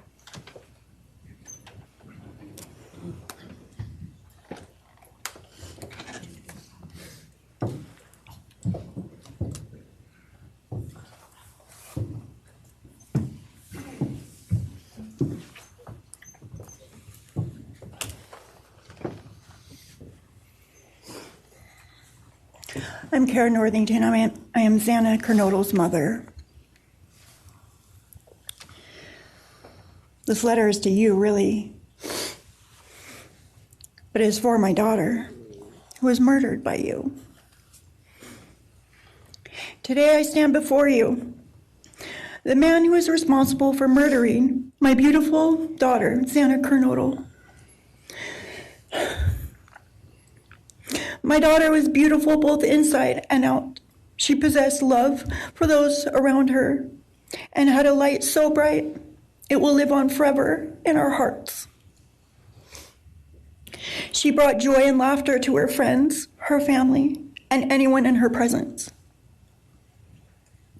Our Lord and Savior, Jesus Christ, now has her in His loving arms in heaven, where she can never be harmed ever again for eternity. Because of her, I came to know my Lord and Savior, Jesus Christ. Because of her, many will come to Christ. It is Christ who lives in me that has given me the strength to forgive you. It was of no power of my own. In return, the Lord has filled me with joy, hope, and peace that surpasses all understanding. Jesus has allowed me to forgive you for murdering my daughter without you even being sorry or asking for this. This is only possible because He who lives in me is greater than any evil in this world. For God hath not given us the spirit of fear, but of power and of love and of a sound mind. I do not fear you or even let you rent space in my head anymore. This forgiveness has released me from any and all evil you have inflicted on me and my family. It has allowed me to let our Lord deal with you. You have accepted a deal that will prevent you from receiving the death penalty. Nothing man can do to you can ever compare to the wrath of God. Inevitably, you will stand before our Lord and will have to answer to him over the sins you have committed in murdering our children. I pray you come to the end of yourself before that day. Whether you like it or not, heaven is for real, and so is hell. The innocent life of Xana that you stole from myself and my family, and the destruction of this, and the destruction it has caused. I am washing my hands of you and turning you over to my Lord and Savior, Jesus Christ, whom vengeance belongs to. In closing, I want to read a passage from the Bible, Ephesians 6, King James Version. Finally, my brethren, be strong in the Lord and then in the power of his might. Put on the whole armor of God, that ye may be able to withstand the wiles of the devil. For we wrestle not against flesh and blood.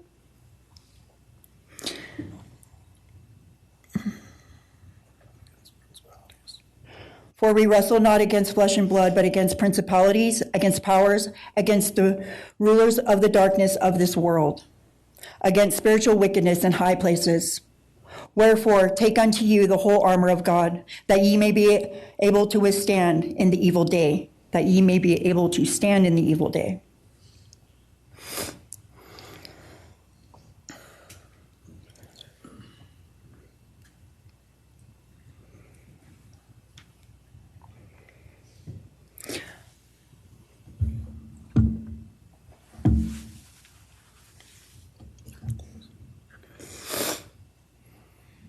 I'm not going to share memories of Xana or any more of the goodness of her with you, because I do not want that to be in your head. I don't want it to be in your head. You don't deserve that. You don't deserve our good memories that we have. I do pray for you. I pray that you come to the end of yourself. I pray that before this life is over, that you ask our Lord and Savior in your heart and to forgive you. I do pray for that. But after today, I wash my hands of you, and you are no longer a thing. Thank you. Thank you.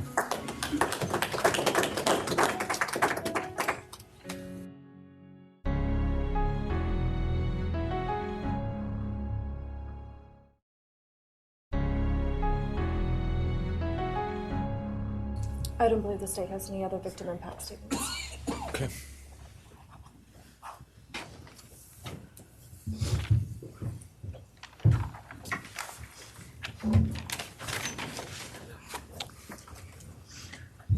Right, state can argue.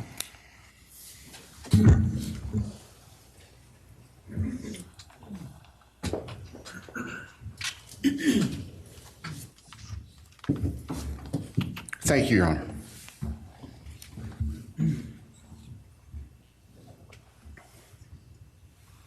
Just as a housekeeping matter to start, there will be the issue of restitution. That is, the documentation is being gathered, and we ask if the court would defer that for 30 days so we can present it in an orderly fashion and make sure it's comprehensive for everyone. Any objection to leaving restitution open in 60 days? All right. Thank you, Your Honor.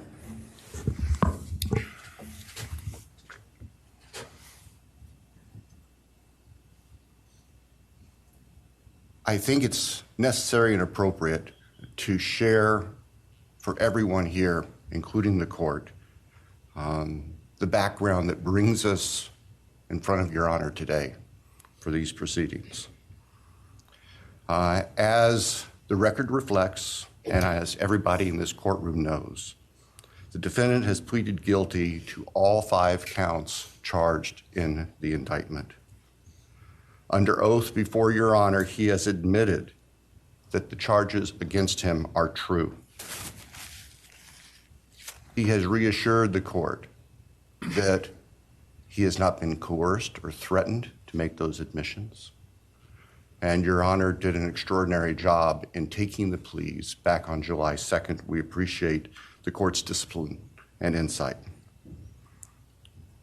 The defendant has also waived appeal on the multitude of rulings from this court and Your Honor's predecessor in Latah County on dozens, literally dozens of motions seeking to dismiss the case, seeking to control or limit evidence, seeking to offer evidence that would not be appropriate. And we appreciate the court's consistent rulings based on the law, based on the facts. As Your Honor will recall, on June 18th, it's just really not that long ago, we appeared before this court for arguments on what became the defendant's final motions to this court. Motion where they wanted to offer evidence suggesting that other people were responsible for the defendant's actions, and the motion seeking essentially an indefinite continuance of the trial. It was readily apparent to all of us in the courtroom from Your Honor's comments that those motions were not going to be granted. So we returned to Moscow and continued with what we had been working on for months in preparation for trial. We had no qualms about going to trial if trial was what was necessary and appropriate. The following week, after we were in court, we were approached by the defense with an inquiry about a possible plea. And I can tell the court this is the first suggestion ever that there was any consideration, because indeed, the defense had maintained from the beginning that Mr. Koberger, the defendant, was factually innocent. It's clear that the reality of the evidence and the case that had been investigated and prepared and that we were ready to present in court became a reality. Our reaction, among other things, was to reach out to all the families. And in fact, later that week, on Thursday and Friday of that last week of June, we met with representatives by teams, virtual meetings, with representatives of all of the families. And we talked about the status of the case and the upcoming trial and things that related to the trial. And we also let them know that there had been an inquiry about whether there might be an offer for a plea. And we asked the family members for their thoughts and feelings. And they were candid. And they have been candid since, and we respect that. And we understand, recognize, and acknowledge that there was a difference of opinion among representatives of the different families. We understand that. One of the challenges of this case, one of the unique things about this case is we have multiple victims, each unique unto themselves, their families and friends unique unto themselves, and all of them entitled to their opinions, all of them entitled to their thoughts. Over the following weekend, our prosecution team, very skilled attorneys who were personally as well as professionally deeply invested in this case, met. And we talked, and the decision was reached. Well, to start with, were there to be any sort of plea offer or discussion, there's only one possibility. And that would be for the defendant to plead guilty straight up to all charges. There would be no bargaining about counts. There would be no bargaining about reduced sentences.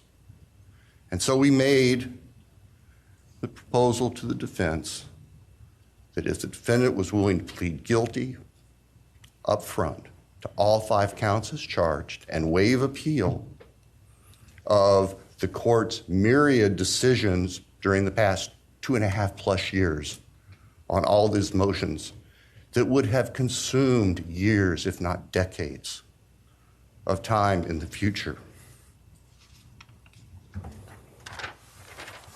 By the end of the weekend, we were notified the defendant was prepared to plead guilty as charged and factually acknowledge his responsibility in court for these horrible crimes. Obviously, those discussions and negotiations were confidential. And as Your Honor noted, I believe, that was necessarily so, because if the defendant had decided not to plead guilty, it would have been devastating to our jury pool for there to be public information that there had been consideration by either party to a plea resolution. And protecting the prospective integrity of a trial after so many years was paramount. So, the end of the weekend came. We notified the victims' families of what had occurred. I recognize and acknowledge personally, and I respect the fact that of these fine, suffering people here, not everybody agreed with the decision we make. I accept that. It's my responsibility in the end. I recognize that that's the duty of the office that I hold.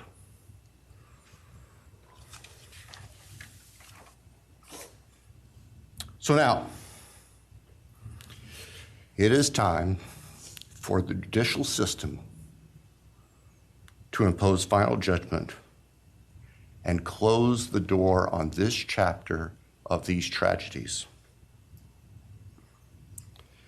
As the court is aware, by the agreement of the parties, it is the state's prayer.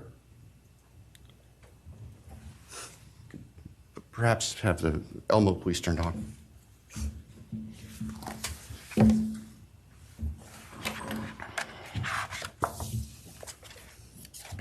Thank you. That on count one, the felony burglary, that the court sentenced the defendant to the maximum period of 10 years fixed in the custody of the Idaho Department of Correction. Then on count two,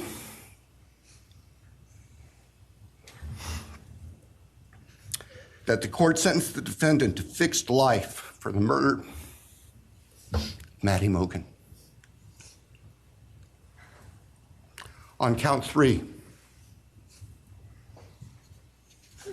that the court sentenced the defendant to fixed life for the murder of Kaylee Goncalves. On count four, that the court sentenced the defendant to fixed life for the murder of Xana Kernodle. On count five, that the court sentenced the defendant to fixed life for the murder of Chapin.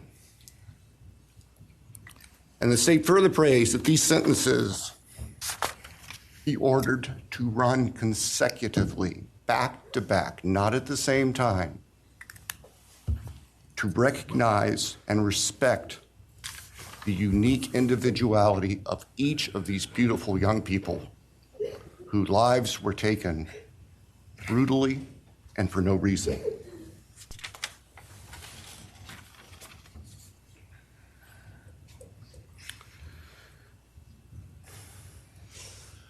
And hopefully now, as we have heard earlier this morning, it is time to afford the families and the friends and the community and the state of Idaho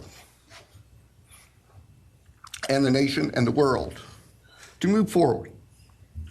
We can't undo, and we can never undo, the horror of what occurred on the early morning hours of November 13th, 2022 at 1122 King Street in Moscow, Idaho. For a long time, the presiding district judge in Latah County was John Stegner, who eventually became a member and a justice of the Idaho Supreme Court. And Justice Stegner often observed that even God cannot change the past. But everyone in this room has the ability to take themselves forward. And we want the judicial system to afford them the opportunity today to do that.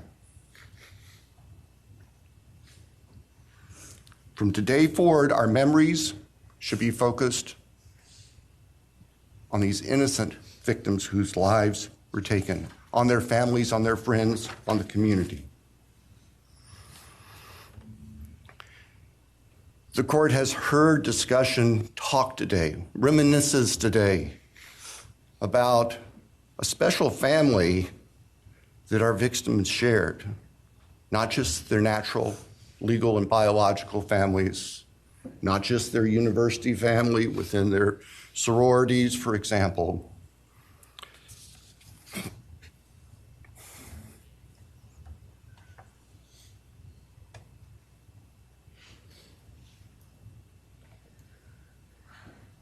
But this family.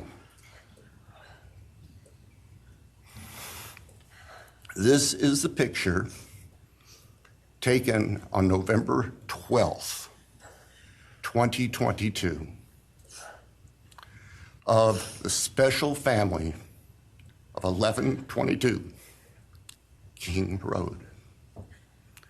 And you can see all 6 of these dynamic, vibrant, loving, special, innocent faces taken together just across the street from their residence, and barely 12 hours before 4 of them would be brutally murdered in their sleep.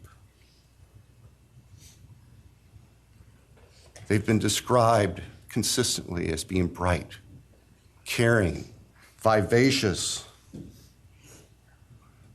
with futures we can only imagine now.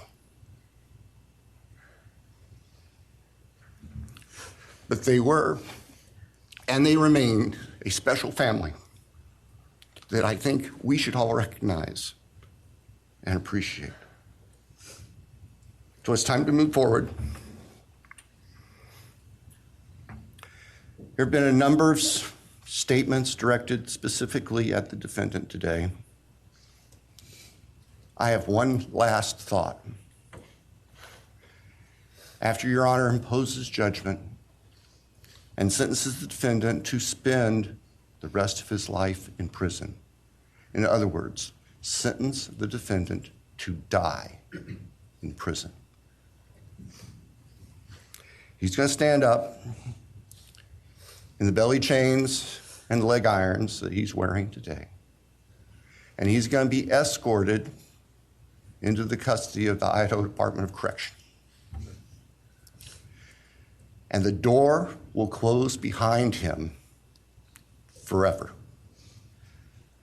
That is the closure that we seek, that all of these people, these loving friends and family deserve, so that we can move forward. Thank you, Your Honor. Thank you.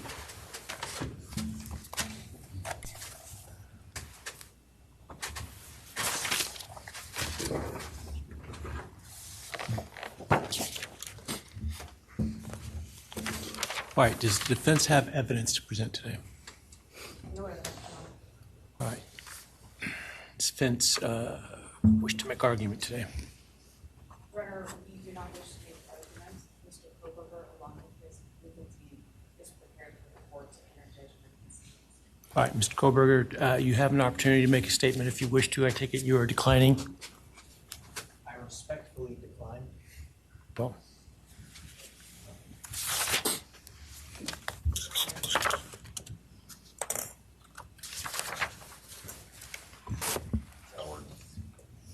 Please. All right, let me start this morning by acknowledging and thanking those that have come here today in support of their loved ones, and I appreciate your courage and your strength. And I hope that you are able to move on as best as possible. Thank counsel for the professionalism that they've exhibited throughout this case. It has been my great honor to preside in this case and to help bring, to the extent possible, some resolution and hopefully justice to this case.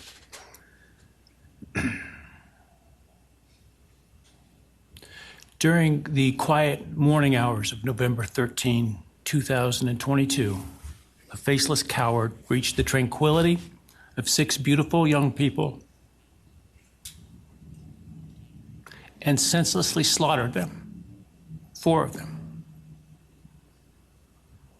Who committed this unspeakable evil was unknown for several weeks, but due to the killer's incompetence and outstanding police work by numerous local, state, and federal law enforcement agencies, the person that slithered through that sliding glass door at 1122 King Road now stands before the world and this court unmasked. This unfathomable and senseless act of evil has caused immeasurable pain and loss.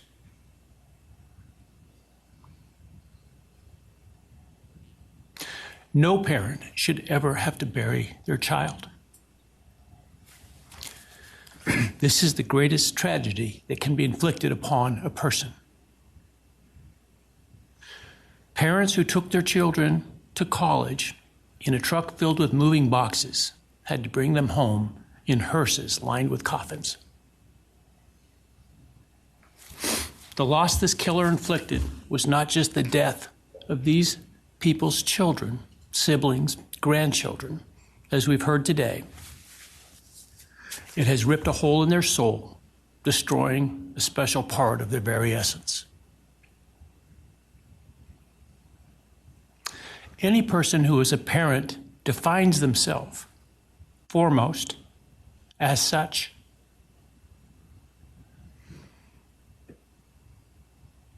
It is their existence and purpose of being.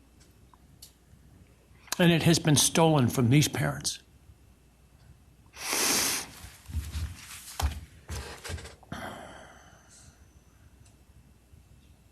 None of us have experienced the loss these victims have in the unspeakable way that they have. And therefore, none of us can, nor should we, question the way in which they have handled their loss.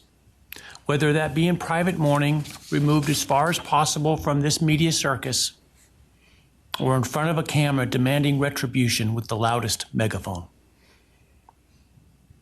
I've listened intently to the stories and pain that have been shared today, with great awe at the courage and resilience of the surviving family members of those wonderful children. I've listened also to the surviving roommates, both in person and through their friends. And I can't think of how, frankly, courageous they have been despite the hell that they have faced by uncaring people who have come up with all kinds of crazy theories about 2 kids simply being kids. The parents, siblings, and other family members who have spoken today are designated as victims in our legal system. But going forward, I hope that they can shed that label, as it gives too much power to the evil that condemned them to that role. They are and should be known as survivors, fighters, and foremost as witnesses to the tremendous lives of value and unbounded promise of these 4 young people. But those speaking today and those who did not speak, but who carry the same burden, this same loss, now carry forward the memories of these now perpetually young people, these forever children. These survivors carry the responsibility of ensuring that the voices of these children, Maddie, Kaylee, Xana, and Ethan, are never forgotten, and the positive impacts that they have had on so many lives are never minimized, and that the love they shared, the light that they shined onto others, is forever celebrated. As we sit here today, this case is ending, and we are now certain who committed these unspeakable acts of evil, but we don't know, and what we may never know is why. I share the desire expressed by others to understand the why, but upon reflection, it seems to me, and this is just my own opinion, that by continuing to focus on why, we continue to give Mr. Kohberger relevance. We give him agency and we give him power. The need to know what is inherently not understandable makes us dependent upon the defendant to provide us with a reason, and that gives him the spotlight, the attention, and the power he appears to crave. Yet even if I could force him to speak, which legally I cannot, how could anyone ever be assured that what he speaks is the truth? Do we really believe, after all of this, he's capable of speaking the truth or of giving up something of himself to help the very people whose lives he destroyed? Rather, I suspect the so-called self-serving and aggrandizing untruthful bits, leaving people wanting more information, more insight, and thus enhancing even further the power he seeks to hold. Even if we could get truthful insight into his why, I suspect it would not in any way quench one's thirst for actually understanding why in the first instance. Because there is no reason for these crimes that could approach anything resembling rationality. No conceivable reason could make any sense. And in the end, the more we struggle to seek explanation for the unexplainable, the more we try to extract a reason, the more power and control we give to him. In my view, the time has now come to end Mr. Kohberger's 15 minutes of fame. It's time that he be consigned to the ignominy and isolation of perpetual incarceration. I know there has been concern about him collaborating on books or movies or other media projects, and I truly hope that someone does not stoop to affording him this spotlight that he desires in the name of clicks, royalties, or profits. While criminal behavioralists should study him away from the spotlight in an attempt to prevent other would-be killers from acting on their worst impulses, there should be no need for that to spill over into the public eye. The great Idaho jurist Edward Lodge was known for trying to find something positive about every person he ever sentenced. And with over a half a century as a trial judge, that was a lot of people. This was often challenging, and I recall in one case he said that the best he could come up with was the defendant had good penmanship. Truth be told, I'm unable to come up with anything redeeming about Mr. Kohberger because his grotesque acts of evil have buried and hidden anything that might have been good or intrinsically human about him. His actions have made him the worst of the worst. Even in pleading guilty, he is giving nothing hinting of remorse or redemption, nothing suggesting even a recognition or understanding, let alone regret for the pain that he has caused. And therefore, I will not attempt to speak about him further, other than to simply sentence him so that he is forever removed from civilized society.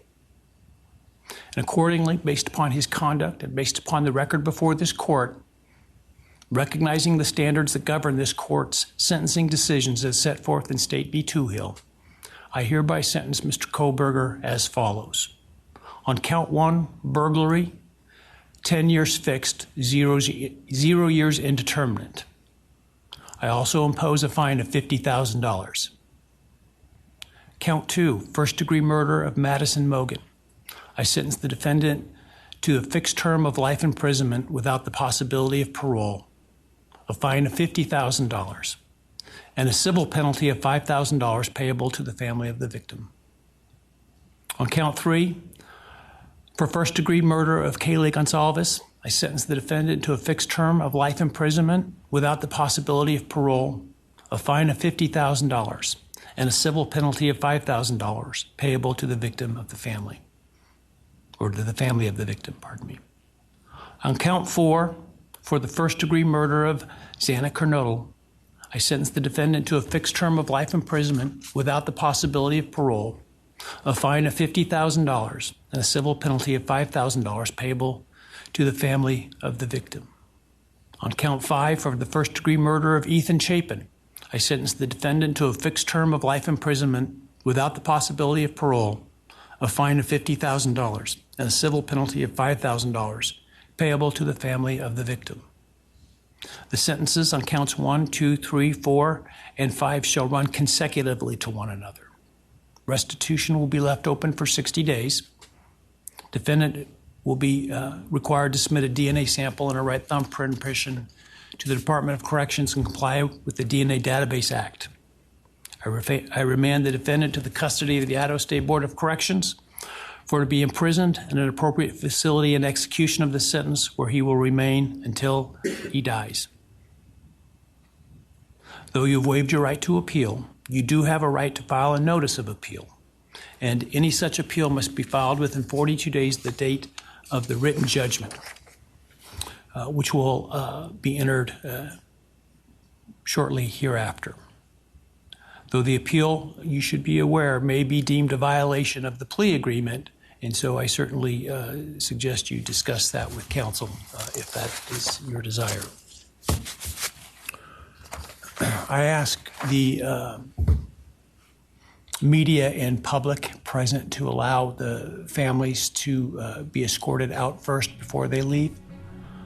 Again, thank you to everyone for your stories today. I am strengthened by them, and I am encouraged by your humanity and strength, and God bless you. We're adjourned. This podcast is a production of Court TV.